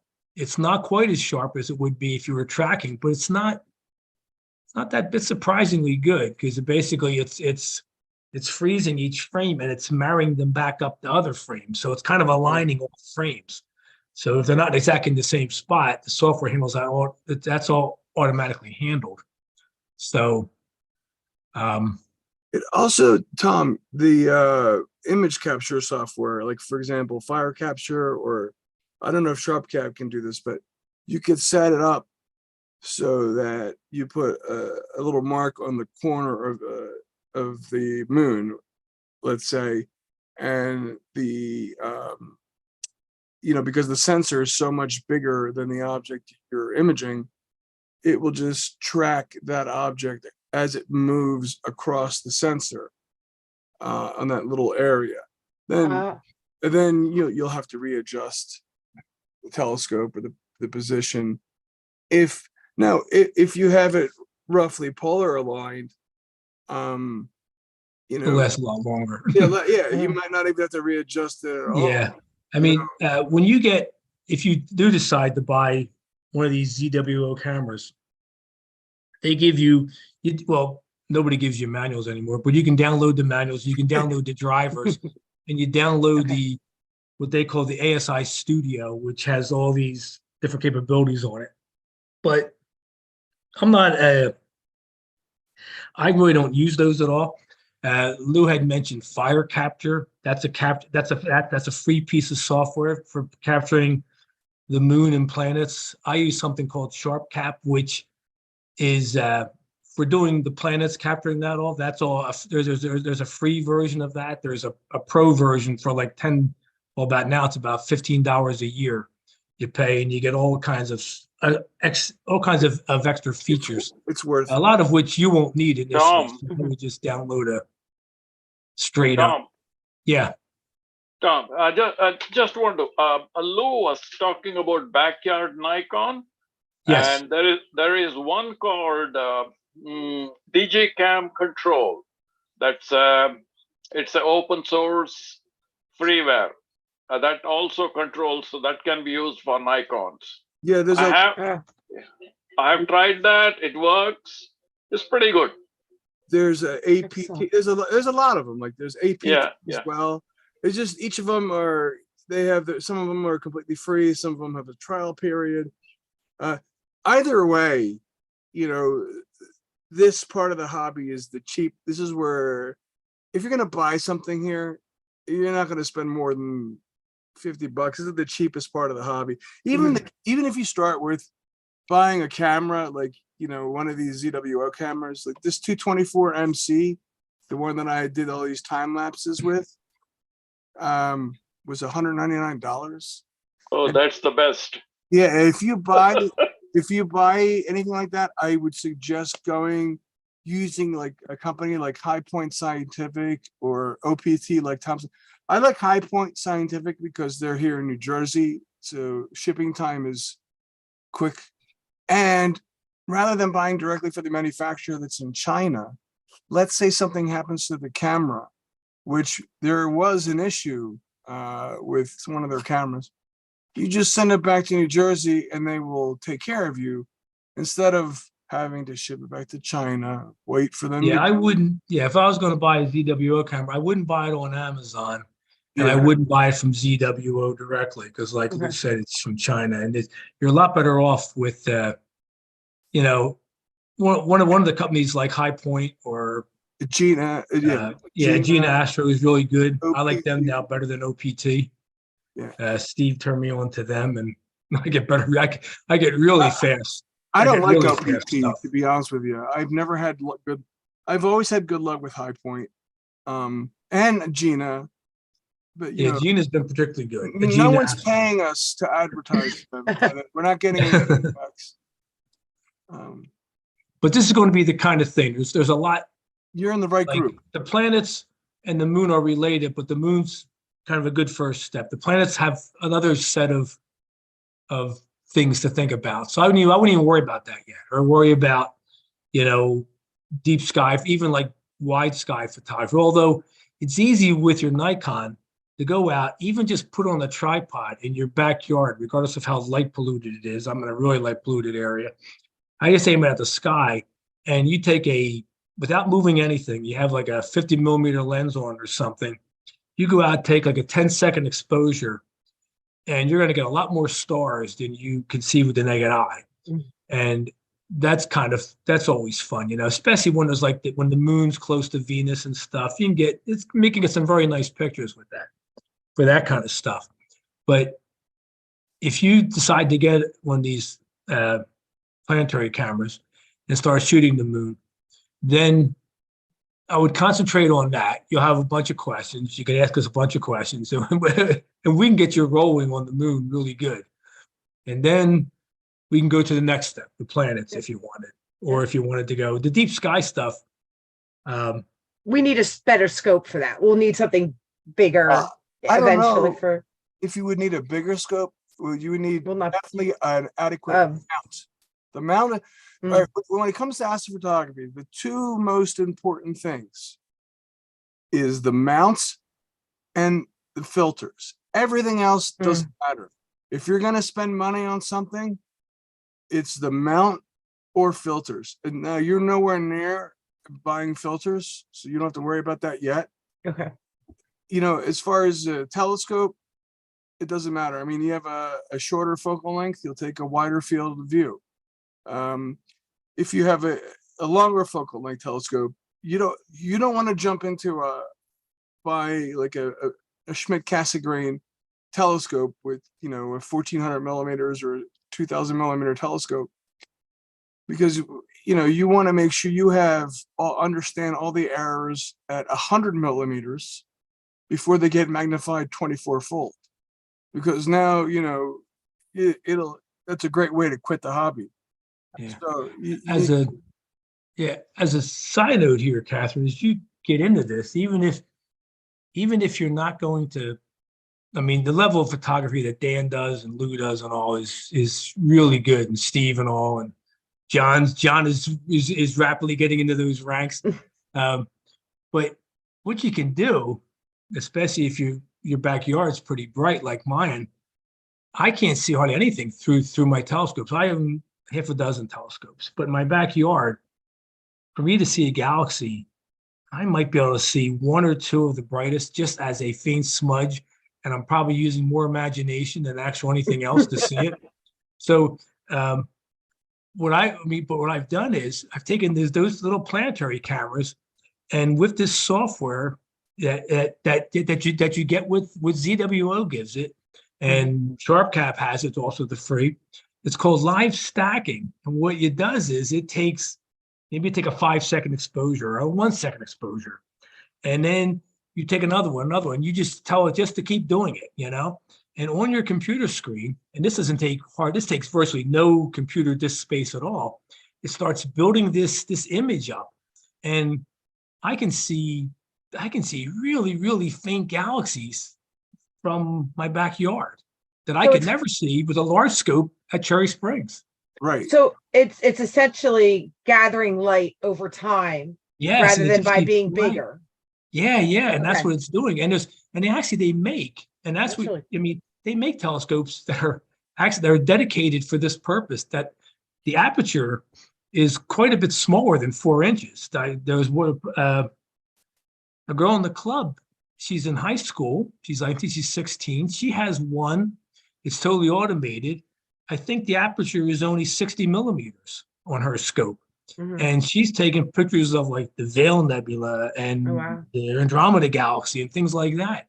But besides taking the pictures and worry about any kind of processor, that you can just hook that camera up to your laptop, do live stacking, and just enjoy in real time this. And because what happens is once you start enjoying this, now a very dangerous thing happens here, Catherine, just happened Yeah. to me, is that I had a basic rule that I was just doing this. It's called electronic assisted astronomy, EAA. If you look it up online, you'll see this.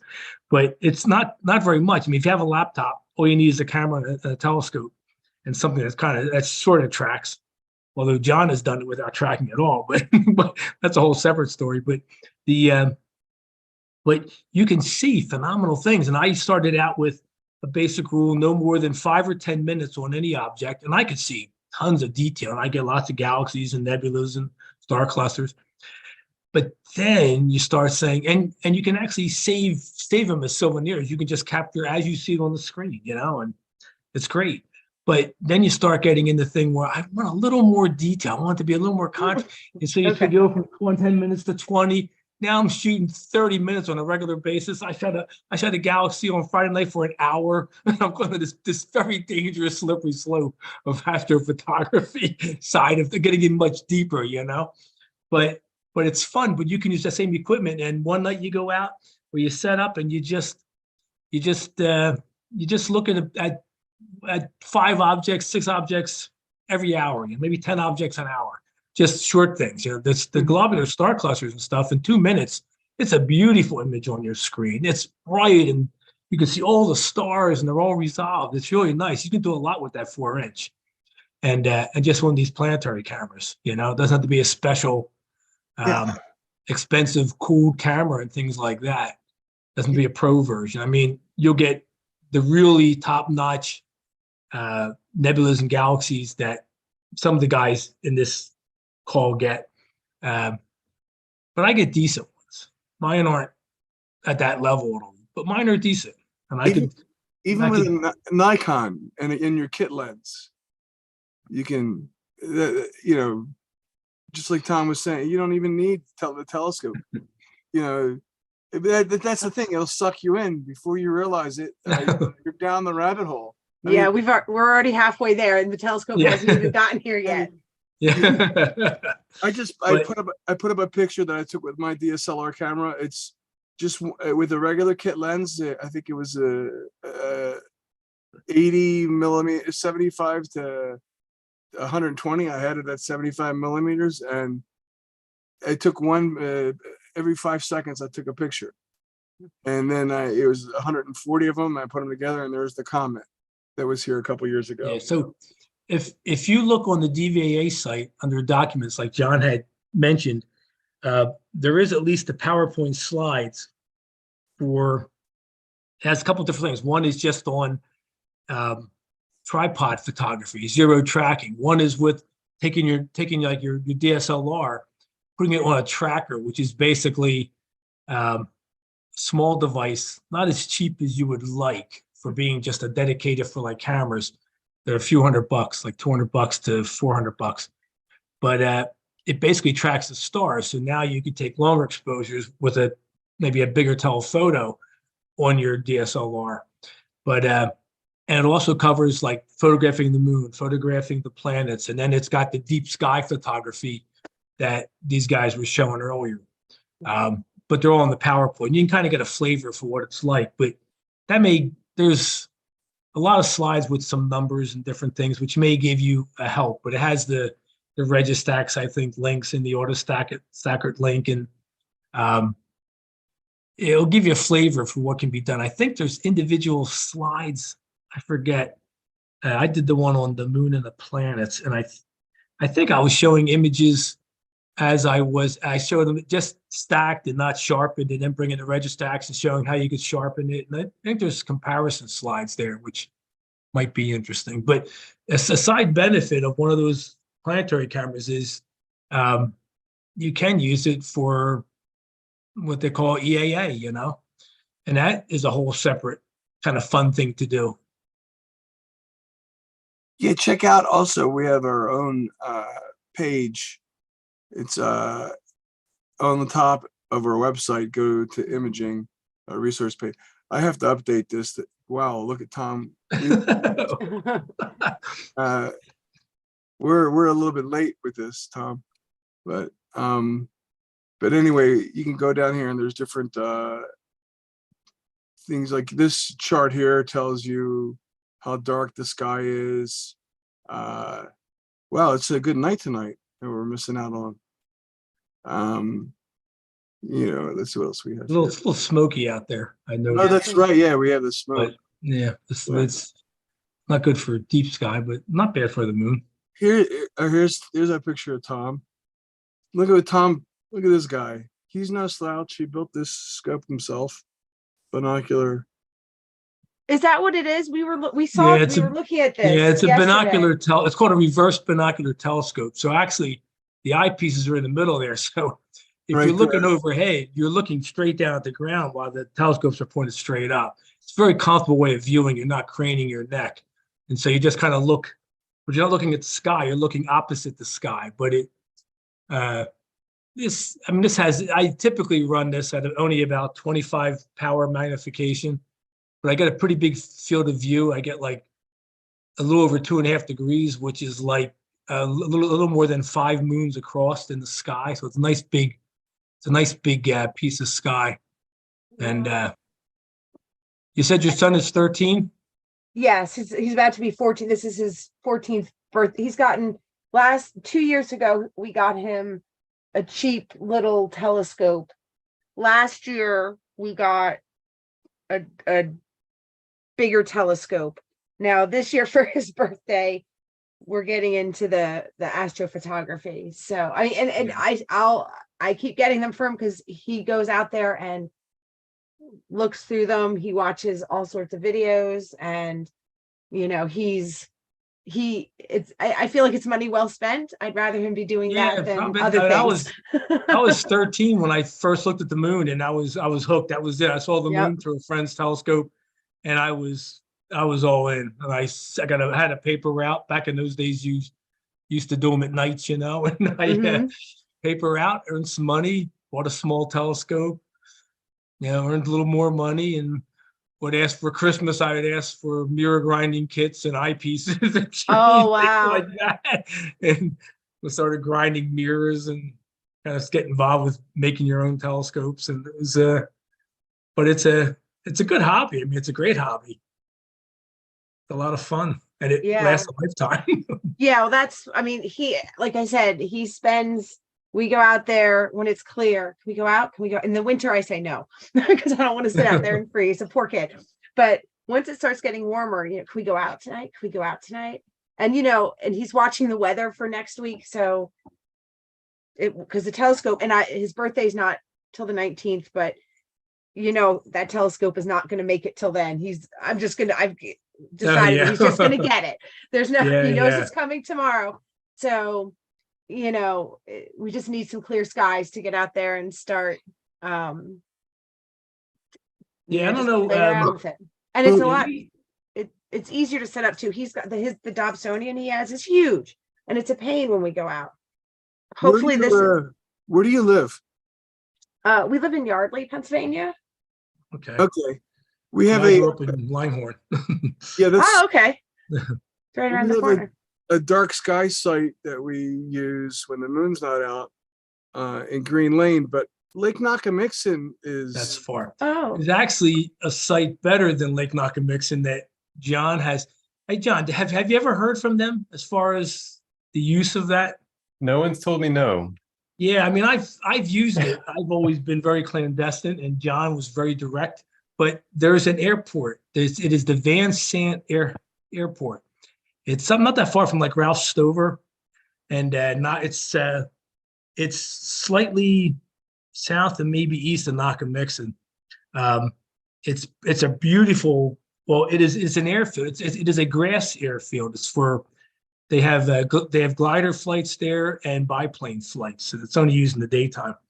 But their skies are still dark enough that I can see the Milky Way in the summer, which is Oh, unheard of, wow. you know? So that's a great place to take a scope.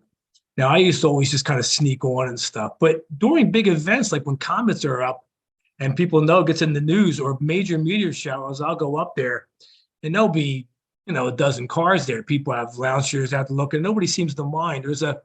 I thought it was all private, but there's a sign in front now. It looks like it's part of the Bucks County park system.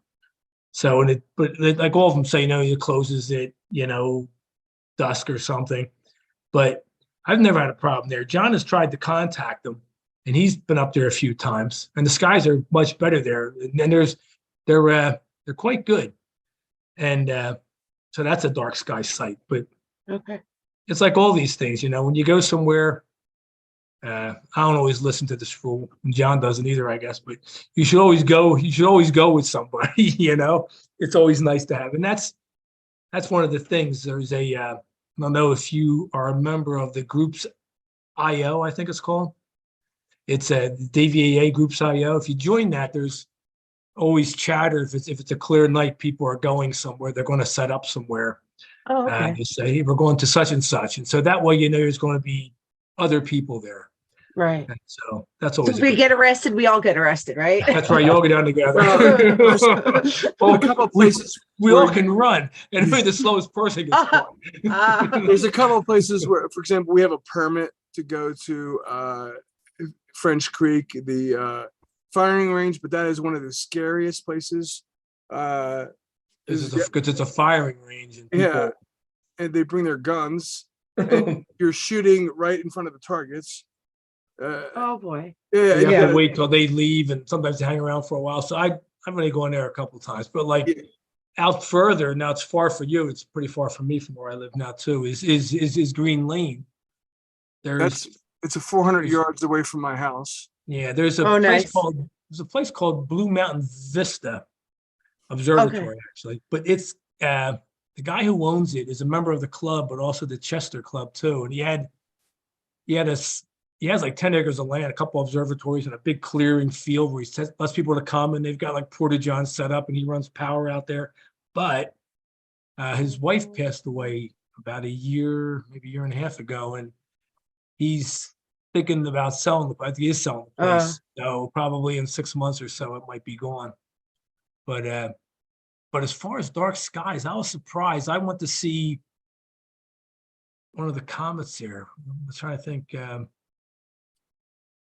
What was the comet in June of 2020 when all the pandemic stuff started? Neowise, Right, Neowise. I went up to Van Sant. the- I hadn't been there for a while. I went to Van Sant to see Neowise.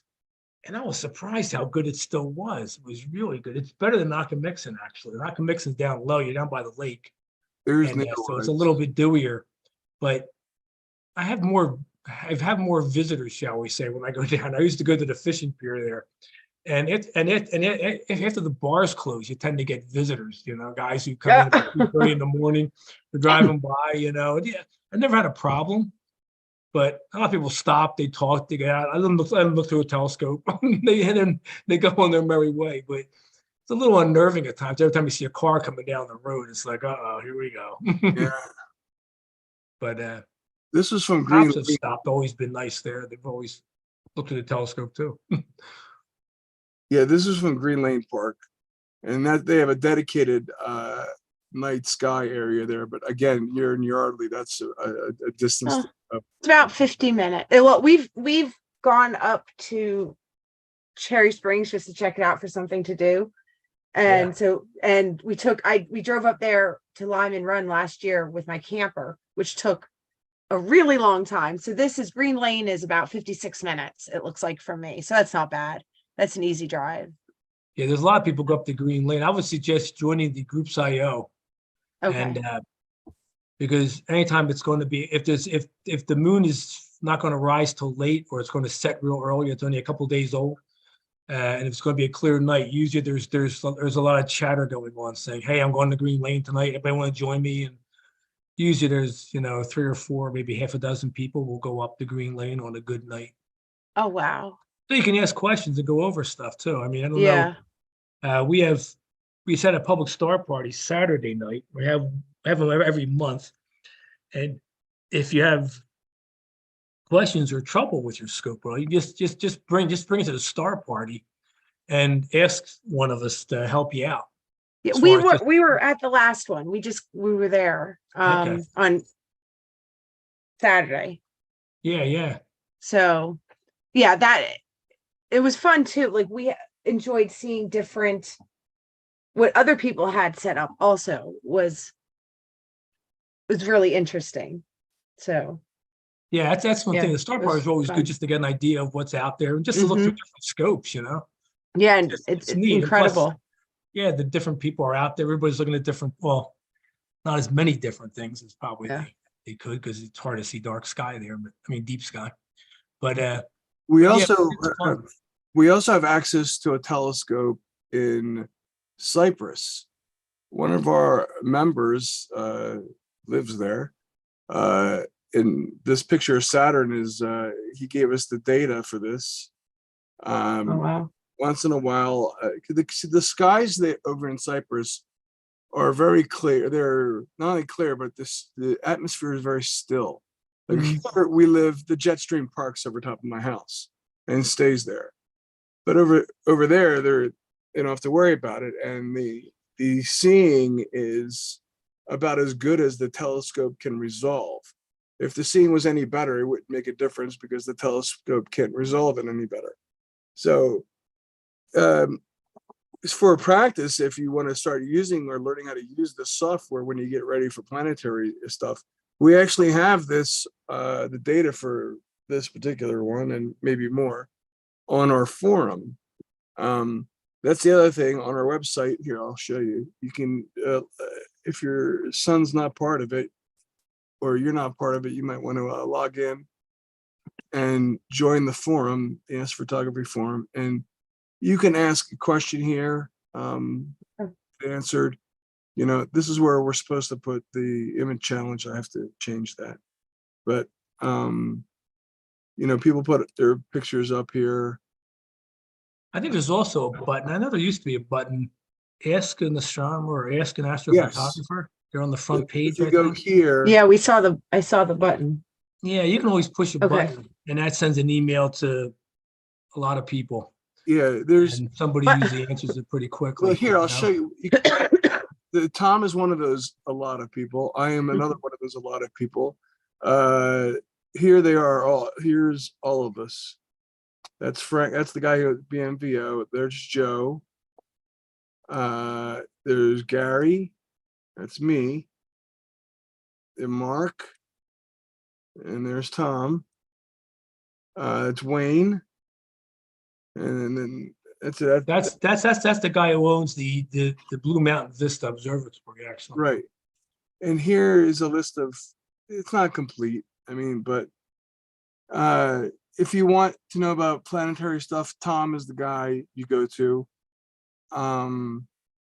You know, Tom, wait, John, where's your solar pictures? You have to see, this guy is pretty amazing. Are they on here? These are Gary's. You have some solar pictures here somewhere. I have on the images thing, I put them up. There might be a couple there too. There's a sombrero. Yeah, Oh wow. but the I have to, what is that it? they're mine there, that couple there, like the craters of the moon and stuff was on it. But Where just are if you you? look on my name somewhere, I'm in there. Where are you? In there somewhere. I don't see it. Anyway, we all have, Scott is also, Scott was also there. You'll see. Anyway, I mean, if you take a Steve look has a here, whole set of deep sky stuff, and oh, here's Tom. I don't know if John is. That's just the eclipse. Oh no, that's the regular. Yeah. Yeah, here's Tom's stuff. So this guy knows what he's talking about. There's this beautiful, oh, look at that plane. You can actually see. Yeah. Nice job, Tom. I just did that because it was weird. I had to include it. There is the. But see, this is the advantage you can do with one of those little planetary cameras. You can do this EAA stuff and see things like that. There's an Look at all old the Mars. detail you got on the Mars there. That's an old Mars. That's actually through a little 6-inch reflector. And that's Transit of- Mercury transit of transiting the Mercury. sun. That's Mercury Mercury, transiting the yeah. sun. Oh, wow. Double cluster galaxy. There's the Veil Nebula.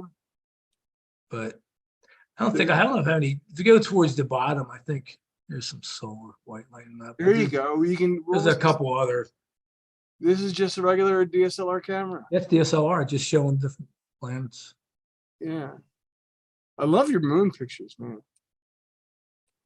It's Venus. Wow, look at this. This is pretty amazing. I don't That remember was in seeing Belmar. this. That was in Belmar, New Jersey. I think it might be. I don't know if I have Look, the it gift. looks like horns. The sun had horns here. Yeah, it had horns. That's why I went down to the shore. I wanted to see horns. I saw pictures of it years ago. And I always said, it's so cool to see that. And in Belmar in 2020 or 2021, Oh, maybe, look at this one with the in bird, June. the silhouette of the bird. it was, it rose the eclipse. So it was fun. Where's the one movie you have of the flares dancing on the sun? Is that the Sunflower Galaxy? Yeah. That's sunflower there. Yeah. And when- Go through quick. Go through quick. Just go to click real quick. where's the? Just show 'em. I'm trying. There it is. Oh, there's one of them. Yeah. I like that one. That's just still a similar thing.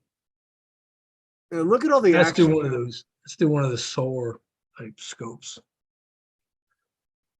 But Look at the Wow. surface detail. That's your Saturn. Wow. yeah, You got clear skies like that around here? if you're patient and you shoot at 200 frames a second. And here's a camera, ZWO ASI 462. Yeah, my 462. I like that. That's a 10-inch reflector. 10 And inch. he also used an atmospheric dispersion corrector. Right. That was a big thing. That fellow from Cyprus that Lou was talking about really clued me in and really helped me improve my planetary pictures. They're beautiful. We were looking at we were going through the pictures the other night and absolutely beautiful. But So- you can do a lot. We have a surprising lot of things. talented people in this club. But yeah, you come to the right place. Well, hopefully by the next one of these next month, we'll have some pictures of the moon. So, and we have a book that has has different things to focus on the moon, which is nice because you can take it out with us and we can take it out with us and Yeah, look at yeah. it and try to find it Yeah. and photograph it, which I thought would be fun. That would be Um, fun. Yeah, you identify some of the craters. There's some really Mhm. obvious ones that are easy to find. Some are a little trickier, but it's always fun. The moon is always something beautiful to look at. I mean, you never go wrong with the moon. Yeah. I've looked at it for a lot of years, and I'm always locked into it. So right now on the website, so first of all, does the High Point, do they have a storefront? No, No, it's all online. Okay. they don't. So they have the 224 for 200 and where's the other one? I was looking at it. I think they had oh, this is right on the website. I assume the price is the same. So for $299, they have, what was I looking at? The price is usually the same on ZWO, if not Mhm. cheaper. But should I go for the 224? Is that good for I- 200? Or is I there, love that one, but that's my personal.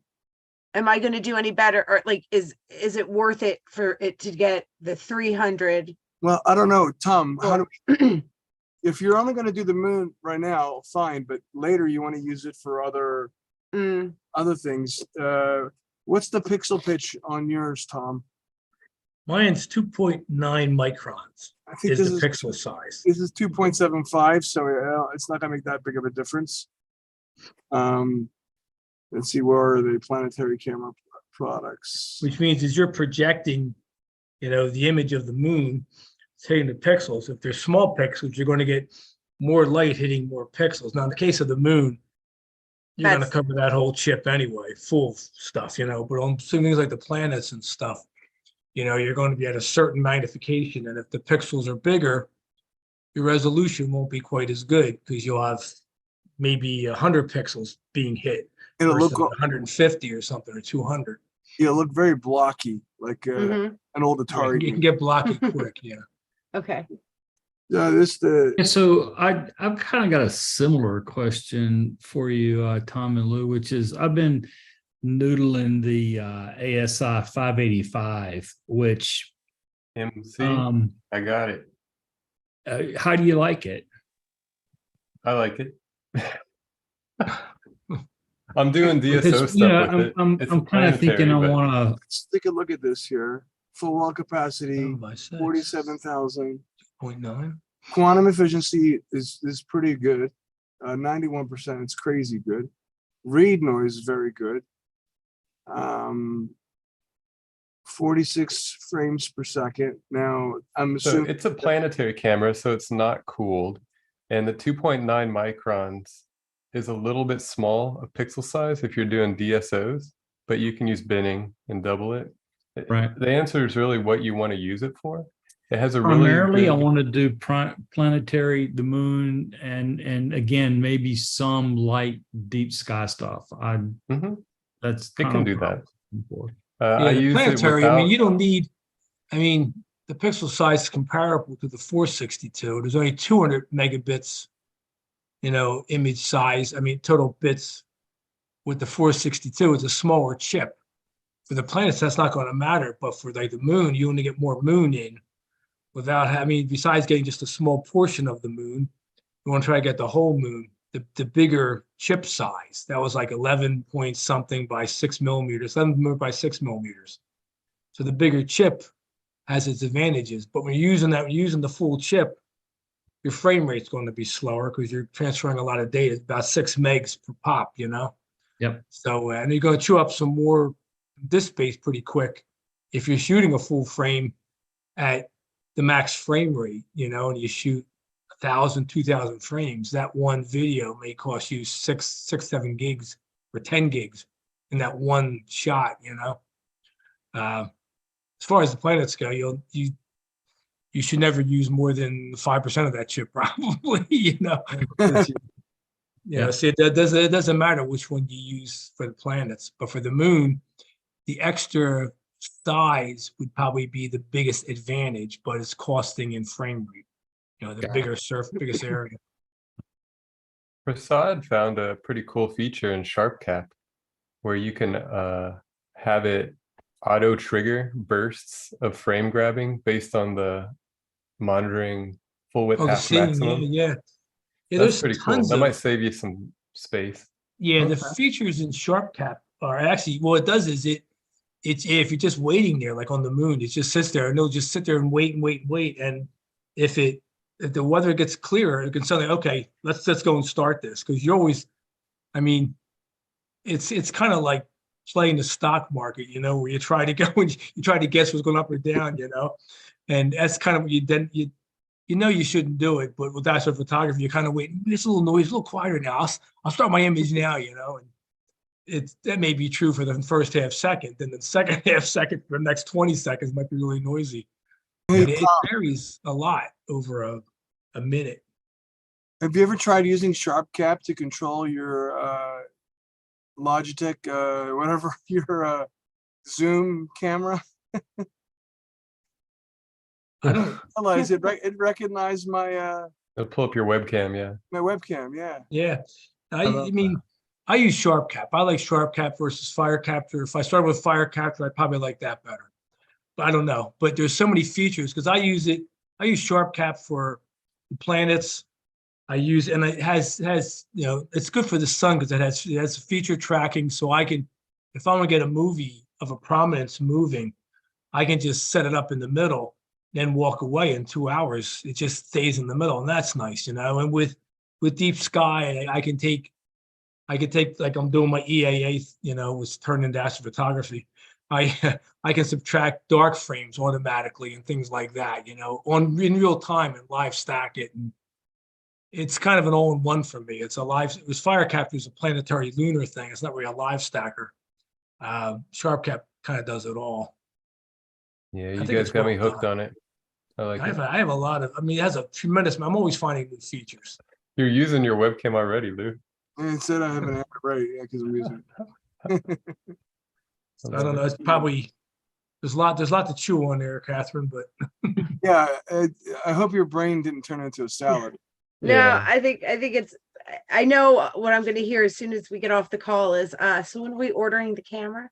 We were already looking at them. To be fair, we were looking at them. yeah, But I'm glad we talked to you guys first because I wouldn't have known what to look for, like which ones to kind of go towards. So I know that's going to be the next topic of conversation and a little bit more money out the door, which is fine. Like I know, you know, I know we're going to have to spend some to get up and running, and you know, in a couple of years, you know, he'll be able to get a job and he can buy more stuff. Right. start really, paying for some of this stuff. really, Yeah. this part is the cheapest part. I mean, even like, you know, if you want to even start doing deep sky imaging, or you can do that with a regular kit lens, you know, like for Mhm. example, a good object would be the California Nebula. The problem is it's a H alpha signal. It's all red. And your camera Okay. sensor, especially your Nikon, they have a filter that blocks that out. But fortunately, you know, you can buy or get for free, I mean, an old obsolete Canon DSLR. A lot of these cost less than $100, Mhm. or I got mine for free. A friend of mine in Seattle found it in the parking lot. Oh, wow. Somebody must have left it on top of their car. And it was, I mean, I looked on or eBay, it's a $25 camera. Okay. It's a 10.1 megapixel. It was obsolete. It's a DSLR. It was Mhm. obsolete in 2009, but it was perfect for astrophotography. So what I did with that particular camera, there's a lot of services that offer this. I sent it out and have somebody remove the IR cut filter, and so that I can get the full spectrum of, you know, what's most of the stuff we're looking at in the sky is in infrared, and that's what we want to see. Well, Right. there's a filter that blocks that out because your eye can't see that.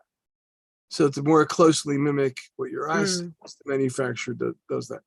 So, you know, if you can get your hands on a cheap, if you keep your eye out, if you get your hands on a cheap Canon for $50, you know, you can always send that out to get the conversion. Now, here's the thing. The camera is $50. The conversion might cost you $200. Oh, geez. But Is it a physical filter? yeah, yeah. Right. And It's a physically on. yes. Okay. And there are videos out there that show you step by step on how to remove it, unless you're an electrical engineer. And I wouldn't try it. Chemical engineer. So no. Yeah, no. I mean, it's crazy. One degree. The amount, Yeah, wrong one.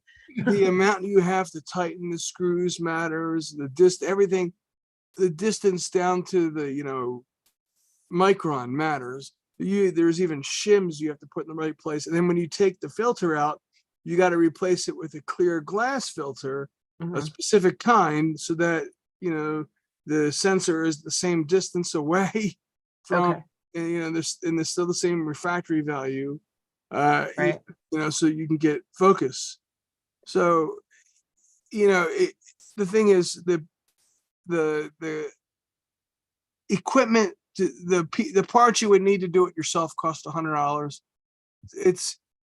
You might as well pay somebody $100 to do it, not make a mistake, and have it warranted.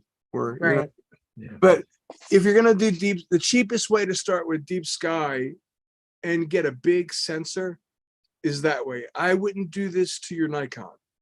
Right. Your Nikon's a relatively new camera. It's newer. Yeah. Don't do it to your Nikon. Yeah. Get You know, something. Look, exactly, if it's a $50 camera and you're Yeah. big deal. Right. Yeah. Yeah.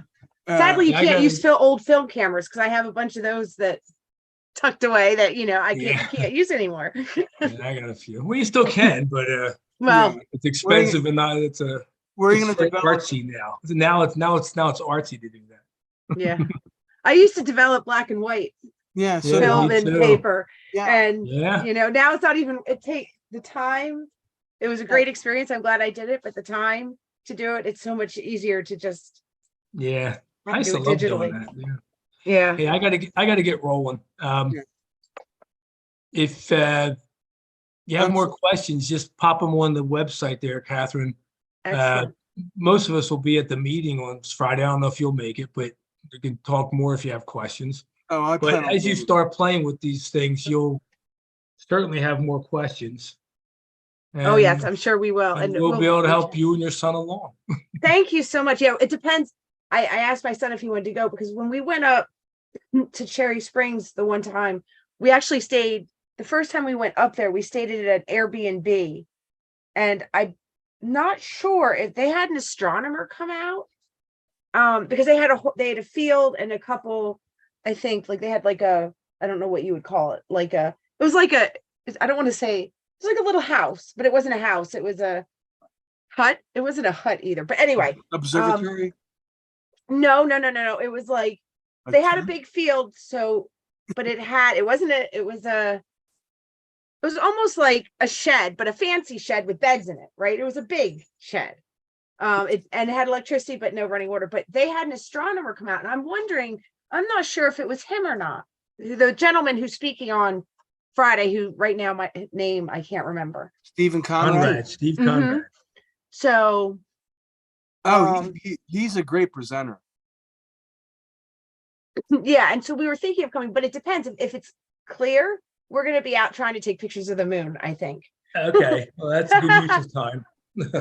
He said, "Yeah, I'm not going if it's clear out." Yeah, I don't blame him. Well, I mean, that's the thing. The thing is, though, you have all that smoke in the sky, but you know what? That this smoke actually, a couple years ago, it was driving me nuts, and I was frustrated because we had, super clear skies except for the smoke, and I was determined to, I saw 2 or 3 stars. That was it. I'm like, maybe I'll just open up the roof of my observatory and just calibrate the telescope, do something. I didn't want the night to go to waste. But by accident, I discovered that I was taking a picture of an object near Cassiopeia, the Pac-Man Nebula, and the dust made the reds come out. I mean, it just popped.